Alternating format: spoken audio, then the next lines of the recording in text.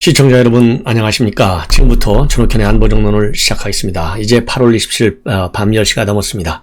이번 시간에는 정치권 뉴스들, 우선 문재인 대통령 금요일 날이면요 한국갤럽의 여론조사 결과가 나오는 날이죠. 그렇기 때문에 우선 여론조사 먼저 말씀드리겠습니다. 흔히 우리가 그냥 폭망했다 하는데요, 정말 폭망했습니다. 지지율이 결국 다시 30%대로 긍정평가율이 떨어졌어요. 그래서 지난주에는 40에 이제는 38, 그리고 부정평가율이 또 올라갔어요. 2%. 그래서 지난주에 52에서 54. 그래서요 부정평가율은 7월부터 쭉 보면 51에서 54까지 지금 보여주고 있고요. 긍정평가율은 최고 높은 게 41, 그리고 최저치가 지난 8월달 두 번째 주 36을 기록한 바 있습니다. 그래서요 7월 이후로 두 번째로 30%대를 기록하고 있는데요. 이렇게 푹푹 빠지는 이유 여러분들 잘 아시겠죠? 잘하는 게 뭐 있어야죠. 전반적으로 다 못하는데 우선 그 중에서 제일 큰 원인은 부동산 정책이 28%, 코로나 대응이 14%, 경제 문제가 11%, 그리고 공정하지 못하다, 이것이 5%예요. 그래서 이 불공정 문제가 제기된 것은 이번에 지금 조민 부산대 의전은 입학 취소됐지 않습니까? 이것이 다시 이제 불공정 문제를 끈에 놨다, 이렇게 보여집니다. 그리고 또 이 언론중재법도 부정평가 사유에 들어가고 있어요. 1%가 들어가고 있고, 특히 입법 독재잖아요. 지금 입법 파쇼 독재, 독단적이고 일방적이고 편파적이다, 이런 이유도 3%를 나타내고 있다, 이렇게 지금 나오고 있고요. 그러면은 이 긍부정 연령별로 조사를 해보니까 말이죠, 지금 부정평가가 제일 높은 연령대가요 20대하고 그 다음에 50대가 똑같이 57%예요. 그 다음에 더 높은 데는 어디냐, 여러분들 아시다시피 60대입니다. 61%입니다. 그럼에도 불구하고요, 아니야 잘했어 라고 57%가 인정하는 연령대, 야 이거 신기해요. 40대.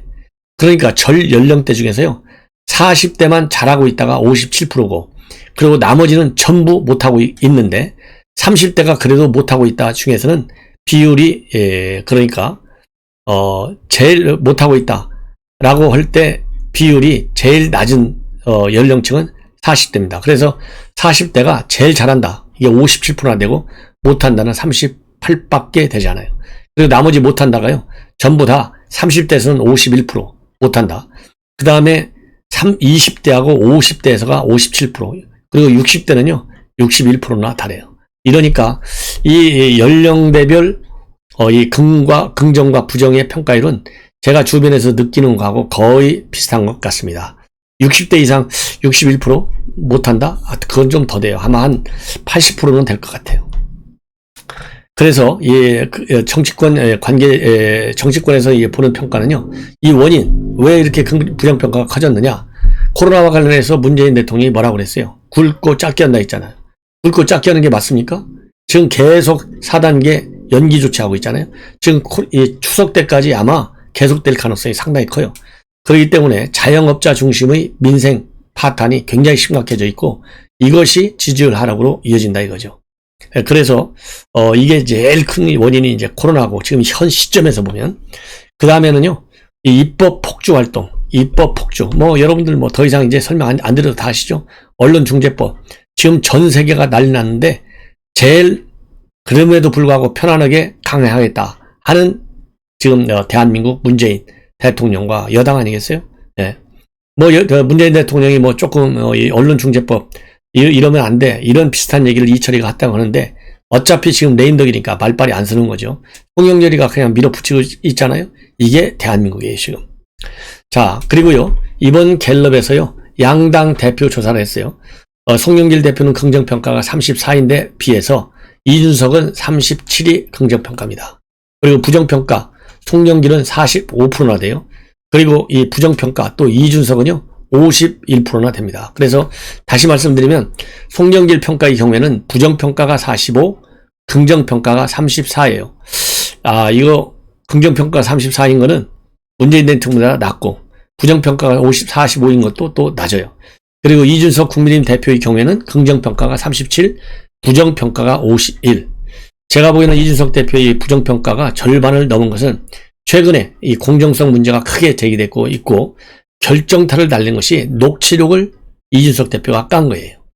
그러면서 국민의힘과 국민의 당, 국민당과의 합당이 최종적으로 교섭이 깨진 거, 이런 것들이 지금 야권에서는 하나로 뭉쳐야 된다.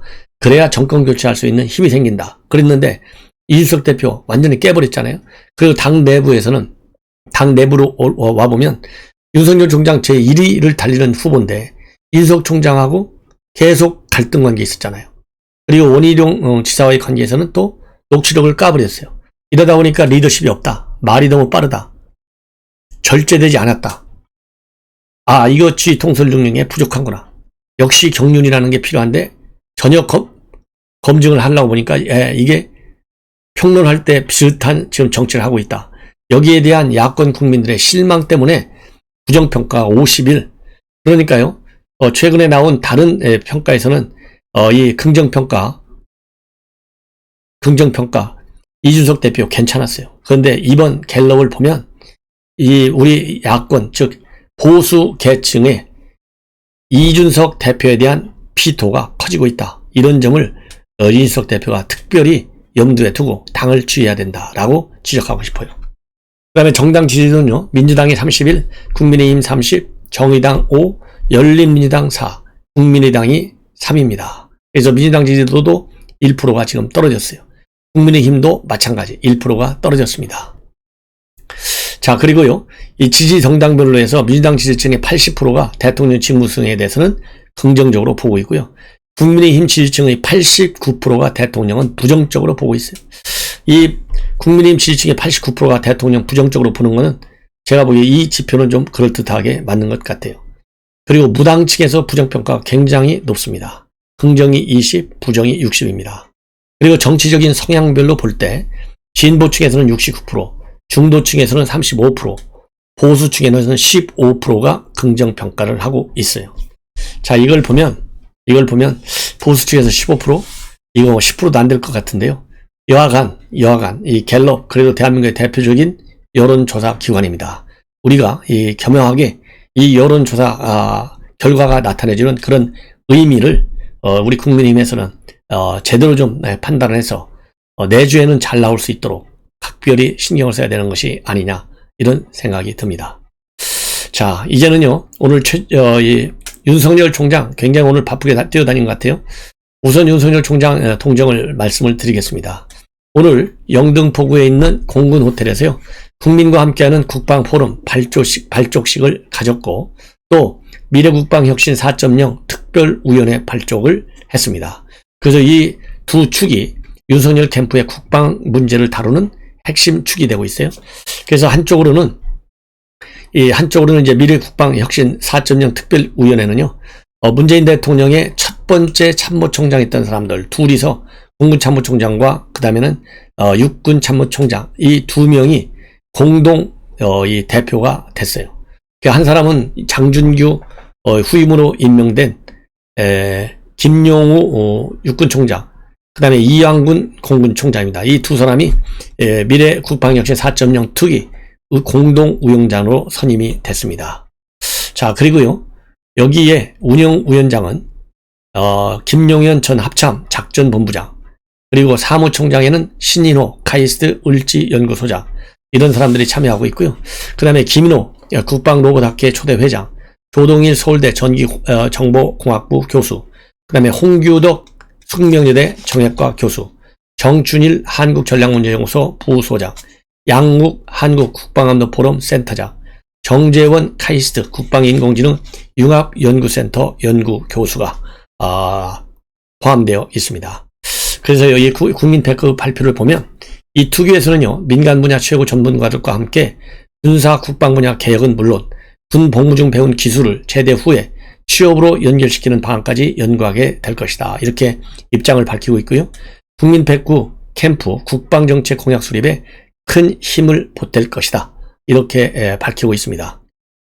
그리고요, 이 국민과 함께 하는 국방포럼, 오늘 이제 공군 호텔에서 발족식을 가졌습니다. 이 발족식에서 윤석열 총장의 이 모두 연설 내용을 설명을 드리면요, 저도 오늘 이 행사에 가서 제가 방송 실시간으로 여러분들께 중계해드린 바 있어요. 이 모두 발언에서요, 언론과 주변에서 들려오는 우리 군대의 모습은 참담하다. 어쩌다가 군이 이 지경까지 왔을까 안타까운 심정이다. 현 정권은 군대를 적 없는 군대, 목적 없는 군대, 그 다음에는 훈련을 안 하는 군대로 만들었다. 이렇게 비판하고 있습니다. 그러면서요, 청해부대원 90%가 코로나 감염돼 철수하는 초유의 사태가 벌어졌다. 또 경계 실파와 군내 추행 사건이 끊이지 않고 있다. 이 정권이 책임을 통감해야 한다. 이제라도 군다운 군을 만들고 군에 대한 신뢰를 회복해야 한다. 그리고 4차 산업혁명 시대에 맞는 새 국방 전략을 발전시켜 나가야 한다. 4차 산업혁명 기반의 국방 패러다임의 전환을 통해서 첨단 과학기술 강국을 만들어야 한다. 이렇게 주장을 했습니다. 그리고 나갈 때 이제 기자회견을 좀 했어요. 거기서 특히 성추행 문제와 관련해서 군의 작전 능력과 방위 능력 전반적으로 기강이 무너져 있기 때문에 이런 일들이 발생한다고 생각한다. 종합적으로 봐야 하는 문제이지 추행 사건 하나만 놓고 볼 문제는 아니다. 이렇게 밝혔고요. 그리고 역선택 방지 룰 도입 문제와 관련해서는요, 선거 룰에 관한 문제는 선관위에서 합리적으로 하지 않을까 이렇게 기대한다라고 입장을 밝혔어요. 그리고 이번 이 아프간 난민, 뭐 사실 우리 난민이라고는 안 하고 우리가 이제 특별 기여자 이렇게 평가를 하고 있어요. 그래서 난민보다도 더 우대하는 대우를 해주겠다. 이것이 우리 정부의 공식 입장입니다. 그래서 이 아프간 난민 수용과 관련해서요, 윤 총장이 오늘 이런 입장을 밝혔어요. 국제법이라든가 인권, 난민 구에 관한 국제 원칙에 입각해 처리되어야 한다고 생각한다라는 이 원론적 입장을 밝혔습니다.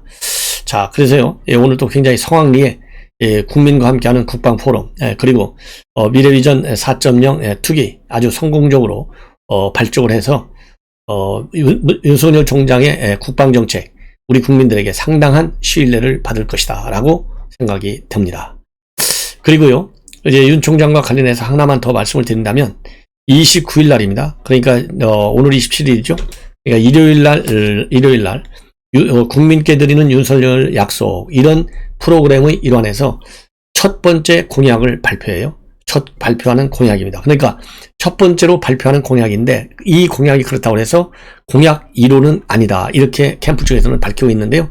이것이 6월 29일 날, 7월 29일, 8월 29일 딱 2달 되는 날에 기념으로 첫 번째 공약을 발표하는데, 첫 번째 발표할 때는요, 원가주택 도입을 강조할 예정이라고 합니다. 왜냐하면요, 급격한 집가 상승 때문에 지금 2030 세대들 전부 주택을 마련할 수 없지 않습니까? 그래서 이러한 무주택 서민들에게 저렴하게 주택을 공급하는 방안이 주로 담길 예정이라고 합니다. 그리고 25일 날 있었던 비전 발표에서요, 윤석열 총장이 바로 집값을 반드시 안정시키겠다, 집에 관한 세금은 내리고 규제는 풀고 공급은 늘리겠다, 이런 입장을 내놨거든요. 그래서 이번에 이 경선 과정에서요, 캠프 내 정책 자문그룹들이 논의한 완성도 높은 정책이 잇따라 공개될 것이다. 그러면서요, 윤 총장의 경제 관련 구상을 담은 이른바 와이노믹스를 준비 중에 있다. 이렇게 지금 밝히고 있어요. 자, 그리고 오늘 이제 또 다른 뭐라 그럴까요? 지지율이 높은 후보들, 홍준표, 유승민, 원희룡, 말씀을 드리면, 홍준표 후보는 JP 묘소를 참배했는데요. 그 참배에 앞서서 페이스북에 이런 글을 올렸어요. 살아오면서 가장 혐오하는 부류가 배신자들. 이 배신자들을 꺼냈어요. 한 번 배신해본 사람은 언제나 또 배신한다. 이렇게 해서, 이거는 뭐 이 언론에서 다 나오고 있고 제가 누구라고 말씀드리지 않아도 여러분들이 충분히 짐작하실 것이다. 그런데 이 배신 개념에는 윤석열과 최재형 말고서도 유승민 전 의원을 싸잡아서 겨눴다. 이렇게 보도가 나오고 있습니다. 그리고 유승민 전 의원 오늘 대구 시당에서 기자 간담회를 가졌습니다. 그래서 박근혜 전 대통령과의 관계 때문에 저에게 서운한 감정을 갖고 계신 분들이 많으실 거다. 예, 많으실 거다. 그러면서요, 제가 입에도 담기 싫은 단어가 배신자다. 한 번도 나라와 국민을 배신해 본 적이 없다. 이렇게 유승민은 유승민대로, 홍준표는 홍준표대로 배신이라는 컨셉을 꺼내들었어요.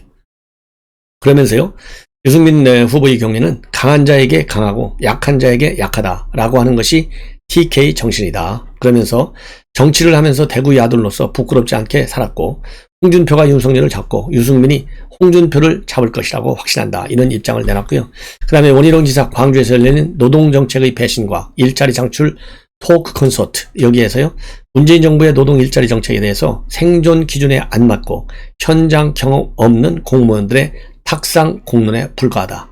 이렇게 강하게 비판을 했습니다. 자, 이렇게 해서요 우리 국민의힘 후보들 오늘 동향을 여러분들께 말씀을 드렸고, 오늘 말이죠 참 정말 이거 뭐 낯뜨거운 장면인데, 법무부 차관이요 오늘 충북 진천 아프간에서 오신 분들 국가공무원 인재개발원에 전부 이제 합숙을 시작했지 않습니까? 거기에서 이 아프간인들한테 어떻게 정착 관련 지원을 해줄 것인지 브리핑을 했어요. 근데 때마침 오늘 그 시간에 시간당 10mm 안팎의 제법 많은 비가 쏟아졌다고 합니다. 근데 문제는 바로 뭐냐? 이 차관이 브리핑을 하는데요. 지원 방안에 관해서 좀 오래 했다고 그래요. 하는데 뒤에 이 수행 비서가요 우산을 들고 받쳐주고 있어요. 제가 보기에 뭐 다 우산 쓰고 있고 10mm 정도의 많은 비가 내리기 때문에 우산을 받쳐주는까지는 저는 이거를 비판하는 것은 조금 저는 동의하지 않습니다. 그런데 지금 언론에서 집중적으로 비판하는 것은 뭐냐면요, 뒤에 이 수행비서가 우산을 받쳐주고 있는 모습이 아스팔트 위에 말이죠 무릎을 꿇고 두 손을 이렇게 치켜 세워서 우산을 써가지고 차관을 보호해주고 있어요. 자, 당당하게, 아니 비가 오니까 옆에 수행비서가 우산을 받쳐주는 건 당당한 거 아니겠어요? 그럼 당당하게 차관 바로 옆에 서가지고 옆에 서서 이렇게 딱, 그러니까 상식적으로 이거를 비를 받쳐줬으면은 아마도 이렇게까지 지금 비판은 안 나올 텐데요. 이외에 무릎을 꿇고 양손으로 받쳐주고 있는 모습, 이게 도대체 차관이 상전이냐, 우산도 혼자 못 들으냐, 뭐 실내에서 발표도 될 텐데 왜 굳이 밖에서 쇼를 저렇게 하느냐, 뭐 별의별 저래놓고 무슨 인권 타령이냐, 뭐 지금 이 난리가 났어요, 이 온라인망에. 그러면서 이 법무부가 지시한 게 아니면 영상에 나온 건 귀신이 팔이냐 뭐 등등 강요죄로 입건해야 된다. 가짜뉴스는 법무부에서 엄히 처벌하겠죠. 뭐 대놓고 거짓말하는 이 정부 주특기 관료주의 갑질의 끝판왕, 이 영상으로 이번 정부가 요약된다. 뭐 온갖 비판들이 많이 있는데, 제가 보기에는요 이 수행비서 하면은 통상 공무원들의 경우에 좀 젊은 직원들이 수행비서를 해요. 그러다 보니까 이 지나치게 그야말로 황제의전 이런 발상에서 벌어진 것이고요. 법무부가 이런 문화가 언제부터 생겼겠어요? 법무부에 내려오는 오랜 문화 관행, 추미애가 뭐라고 얘기했습니까? 검찰 문화, 오랜 잘못된 관행, 권위주의죠, 독재주의죠, 이런 문화와 관행을 없애겠다 난리를 쳤잖아요, 추미애가. 그런데 추미애 본인이, 이거 뭐 박범계 장관이 아니면 차관이 데리고 온 건 아니잖아요. 더군다나 이 차관은요 이용구 차관 택시기사 폭행, 그 유명한 이용구 차관 후임으로 온 차관이에요. 근데 이 사람은 뭐 법무부의 정통 관료가 아니고 이 판사 출신의 차관이라고 합니다. 대법원에서 재판연구관도 지냈고 서울중앙지법에서 부장판사도 지냈고, 그래서 추미애 밑에서는 뭘 했느냐, 법무실장을 했대요. 추미애 밑에서. 추미애한테 배운 거가 아닌가 하는 또 의혹도 가질 수 있어요. 예, 추미애 하는 것 보면. 그죠? 그러니까 추미애가 윤석열 총장이 있을 때 검찰의 뭐라고 그럴까요? 권한 행사, 독재적인 비판하잖아요. 그래서 개혁하겠다는 거 아니에요? 검찰의 오랫동안 잘못된 문화를 개혁하겠다고 했지 않습니까? 그런데 지금 이걸 오늘 보니까요, 추미애 때부터 이 법무부에는 이런 그야말로 이 전근대적인 이 문화 관행이 있었던 것 같아요. 이것이 제가 지적하고 싶은 거예요. 그래서 지금 언론 보도를 보면요, 지금 이 차관의 수행원과 그 다음에 차관을 비판하고 있어요. 그런데 제가 보기에는 그 비판 뭐 틀린 건 아니에요. 그러나 그 위에서 장관한 사람이 누구냐? 왜냐하면 법무부 문화라고 하는 것이 장관이 있을 때부터 고쳐야 되잖아요. 그러면 추미애가 왜 이런 걸 못 고쳤냐 이거예요.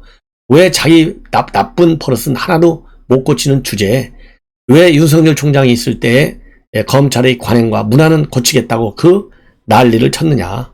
예. 그러니까 자기 눈앞에 있는 그야말로 이 개혁의 대상에 대해서는 눈을 꽉 감고, 예? 모든 대우는 혼자 다 받고 윤석열 총장만 그렇게 내리 찍는 그런 언행을 한 추미애, 다 여기서부터 내려온 것이 아니겠느냐. 저는 그렇게 추론을 한번 해봅니다. 그러다 보니까요, 추미애가 JTBC 썰전에 나와가지고요 또 윤석열 총장을 비판했어요. 뭐냐면 뭐 이 최근에 윤석열 총장이 그랬잖아요. 이번에 비전 발표할 때 윤석열 정부엔 조국도 없고 드루킹도 없고 김경수도 없고 추미애도 없다 이런 발언을 했거든요. 그러니까 이 발언을 끄집어내가지고 윤 총장의 꿈속에는 내가 나타나는 것 같다. 그러면서요. 윤 총장 꿈속에 나타나는 윤 총장은 악몽을 꿀 거다. 예, 아마도 악몽을 꾸다 깰 것이다. 예, 이렇게 비판하고 있어요. 그러니까 이걸 가지고 진중권 교수가 아니야. 악몽이 아니고 단꿈이야. 윤 총장도 마음속 깊이 감사하고 있어. 예, 지리별로라던 국민의힘에 새 희망을 주셨으니 국민의힘 사람들도 많이 고마워하더라. 게다가 이렇게 애프터 서비스까지 꼼꼼하게 해주시니 정말 국민의힘의 추미애는 복덩이다. 이렇게 비꼬고 있어요. 자, 이런 말을 좀 추미애가 좀 들었으면 좋겠는데요. 참 안타깝습니다. 예. 자, 이것으로 방송을 마치고요. 또 여러분들께 좋은 뉴스를 가지고 심야 방송을 해드리도록 하겠습니다. 우리 시청자 여러분들 알람을 설정해서 제 방송 많이 들어주시면 대단히 고맙겠습니다. 감사합니다.